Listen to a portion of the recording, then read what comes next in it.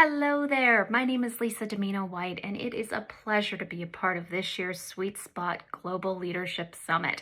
Super excited to connect with you and talk to you today about 5 steps to finding your sweet spot in business and in life.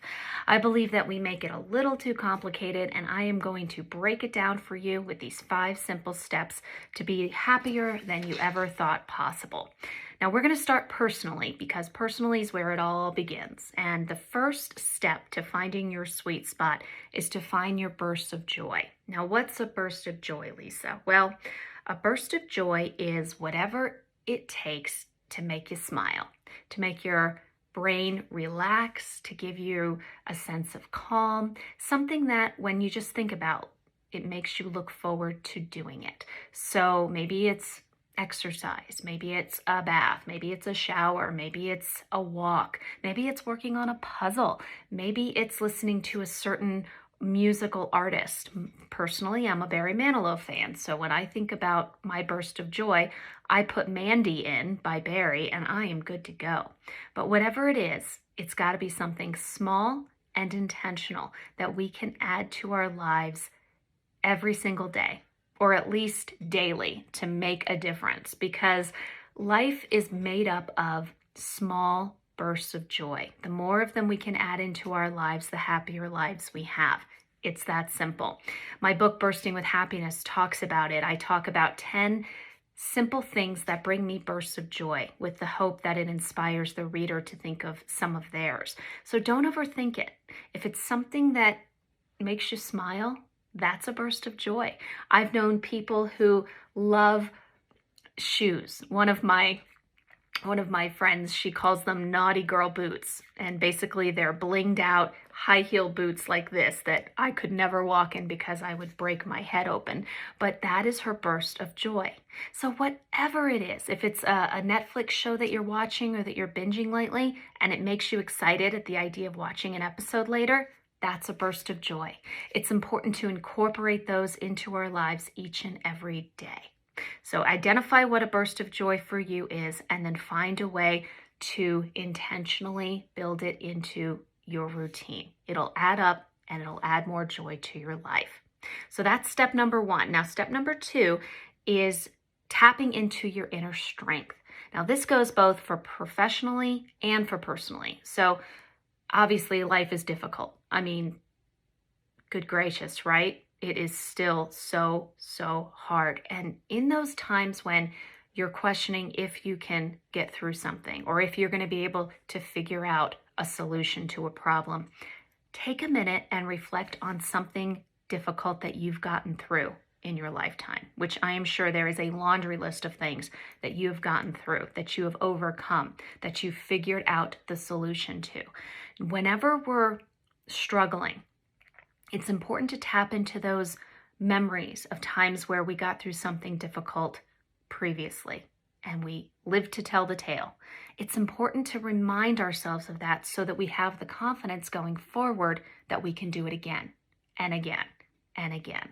I've actually had, I've had a client, I'm a certified professional coach, and I work with women who are amazing, just amazing. And sometimes they forget their strength and their greatness. One client was talking about how she felt like she couldn't do anything right. She was just running into roadblock after roadblock after roadblock. This lady is also the owner of her own company and a marathon runner. And I had to point it out to her. I said, "Are you kidding me? You do all of this, X, Y, and Z, and yet you're struggling and thinking that you can't figure stuff out." It's ridiculous, but it's important to remind ourselves that we all have struggles, but the struggles are different for each of us. And that doesn't mean that we can't handle whatever is placed in front of us. Tap into the strength from another area of your life, whether it's professional or personal. Maybe you had some sort of situation where it was a conflict with a colleague or a situation with your kid who's, maybe a teenager and it's not, they're butting heads quite a bit. You got through that. You can get through whatever next thing comes your way. Don't discount your strength in a variety of areas. It's all there. You've got the tools. You just need to remind yourself that you are competent and able to figure out whatever challenge comes your way. You've done it before, you'll do it again. Now, when it comes to managing people, if you are an entrepreneur, if you have a team that reports to you, or you're a manager of some kind, it can be tricky, right? It's tough to manage people. I did it for 20 years in marketing communications. I led teams both in the nonprofit sector as well as in the corporate world. And the commonality of leading people is really quite simple. Treat your people like people. I think sometimes we forget that our employees or our colleagues, they're people first, and colleagues and employees and team members second. And if we can tap into the human connections we have with those individuals, they will give over and above expectations at work because they know that they're appreciated for who they are and what they are, not just for what they can bring to the organization. So as a kid, I used to love when my teachers would put one of those stickers on a homework assignment. You know, it was maybe a scratch and sniff where you got to smell the grape, you know, when you would scratch it and you'd smell it, or, you know, the funny googly-eyed guy with the 2 thumbs up, great job. That would fire me up. And I loved that acknowledgement. Well, you know, even though we're adults now and, you know, the stickers wouldn't quite have the same impact as a raise would, we all still love acknowledgement. And it's important to intentionally remember that. So step number 3 to finding your joy professionally is acknowledgement. Acknowledge a job well done. Acknowledge an effort well done. Because the more we can do that to those on our team, the more they're going to try to continue to impress, to continue to deliver. You're setting that expectation pretty high. You're telling them, I acknowledge it, I see it, well done. And they're going to want to continue to do that. It actually works for my kids too. You know, obviously during remote learning, it's not easy. Good gracious, it's not easy. If you're a fellow parent out there, you know what I'm talking about. And when I am my kids' cheerleader, I notice that they try harder regularly, more often, because they want that acknowledgement and appreciation. Now, of course, adults were a little bit different, but the core desire to be acknowledged for our efforts is there. Even if your colleague didn't deliver what they were hoping to deliver, but you know they put a heck of a lot of work into something, that's something to be acknowledged. It's important to acknowledge effort as well as outcome.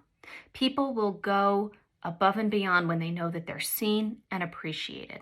And it doesn't take much. It can even be verbal. It can be a note card that says, hey, I see you. I saw how hard you worked on that proposal. Even though maybe we didn't get the job, I see what you did, and I know we're going to get the next one. It's that acknowledgement and appreciation, because so often in life, we're not appreciated. I mean, when was the last time a friend or maybe your spouse or partner told you how much you're appreciated? It could have been a while. Getting that acknowledgement and appreciation from another part of our lives can make a really, really big difference. Don't discount that effort. Don't discount that small sentiment. It can really make someone's day and make them even more loyal to you and to the organization. Now, another thing that can make a real big difference is step number 4. Build a connection. So it's funny how when we think about our colleagues or those who report to us, we tend to automatically default to, oh, they're our HR person, or they handle the marketing for our team or organization. And that's all true. But they're people first, and they have interests outside of the organization. And if you can build a connection with those individuals on a personal level, you know, what their personal interests are, what they enjoy doing outside of work, maybe a little bit about their family or their home life, it can really make a difference because they feel seen as a whole person, as a human being, not just as the HR person or the marketing coordinator for the organization. So think about how you can tap into your colleagues and your team members as people. Maybe one of your team members loves bluegrass music, and you see that there's a concert in a couple of months with the best bluegrass band in town. Send an email to your colleague and say, hey, saw this, just thought you'd want to know about it in case you're free that night. 2 seconds is all it takes. You're not spending any money. You're not really putting any real effort. It's just being aware of those opportunities that come around. Maybe your colleague has a kid who is going to be in a play, and they want to take an afternoon off. Okay, let them do it. Their family matters. Their family is what's important to them. And if they feel seen, if they feel appreciated and acknowledged as a parent or as someone who is more than just HR or marketing on their team, they're going to give above and beyond. Make it something that they are excited about telling you, so that they don't worry that they're going to disappoint you by having to leave an hour or two early to see their kid playing in the play.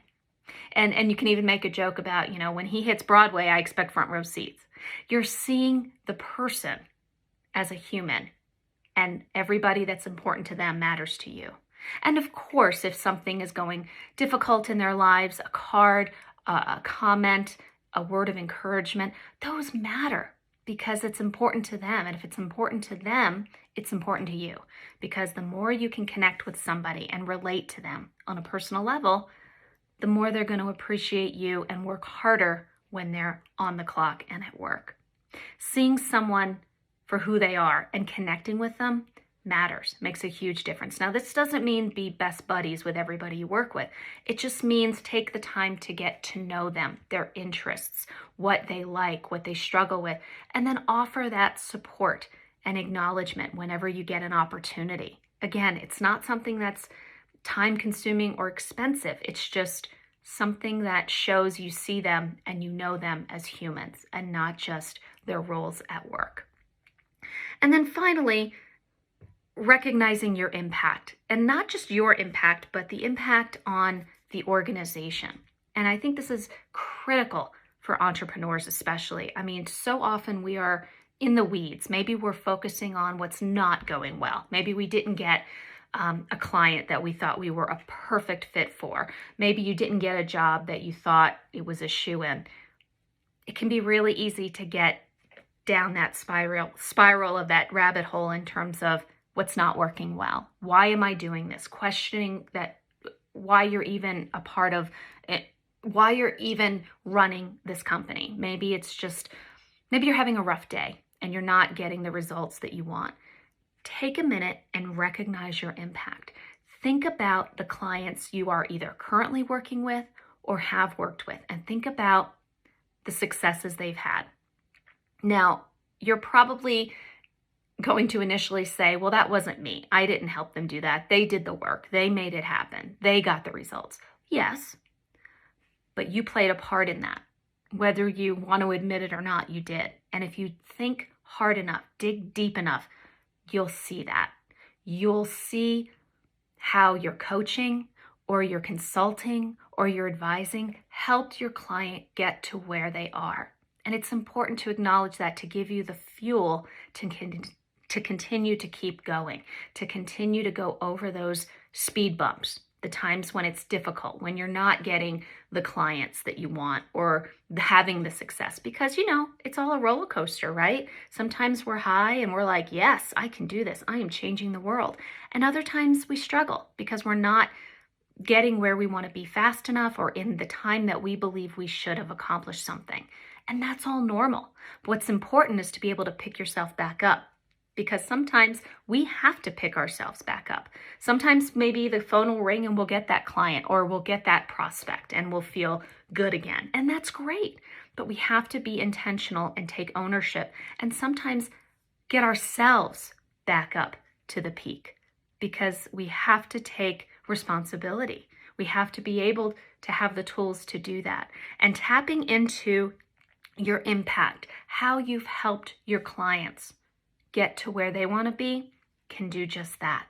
don't discount your impact and the influence you've had on them, because I guarantee it's there if you dig deep enough. Yes, your clients made the choices and did the work, but you did some work too.